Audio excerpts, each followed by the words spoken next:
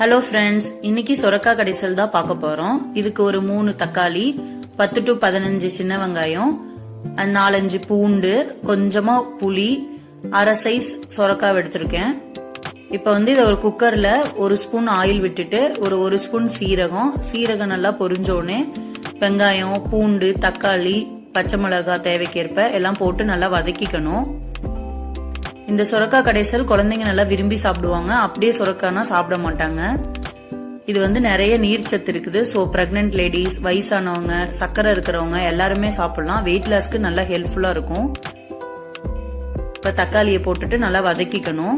இப்ப சொரக்காவோட தோலெல்லாம் எடுத்து நல்லா கட் பண்ணி வச்சிருக்கோம். இதையும் ஆட் பண்ணிக்கலாம்.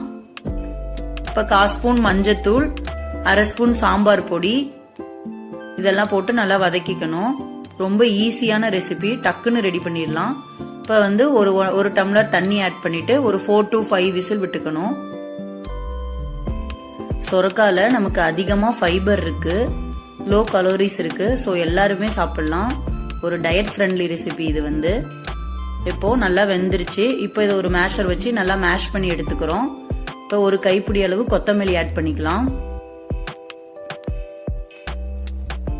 நல்லா மேஷ் பண்ணிட்டா அவ்வளவுதான். இப்ப நமக்கு நல்லா ரெடி ஆயிடுச்சு. இப்ப இதை கொஞ்சமா தாளிச்சுக்கலாம்.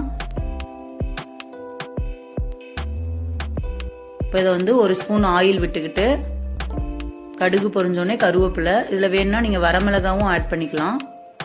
அவ்வளவுதான், ரெடி ஆயிடுச்சு. இது தோசை, சப்பாத்தி, சாப்பாடு எல்லாத்துக்குமே சூப்பரா இருக்கும். நீங்களும் ட்ரை பண்ணி பாருங்க. நாங்க இன்னைக்கு மில்லட் தோசைக்கு சொரக்காய் கடைசல் செஞ்சிருக்கோம். சூப்பரா இருந்துச்சு.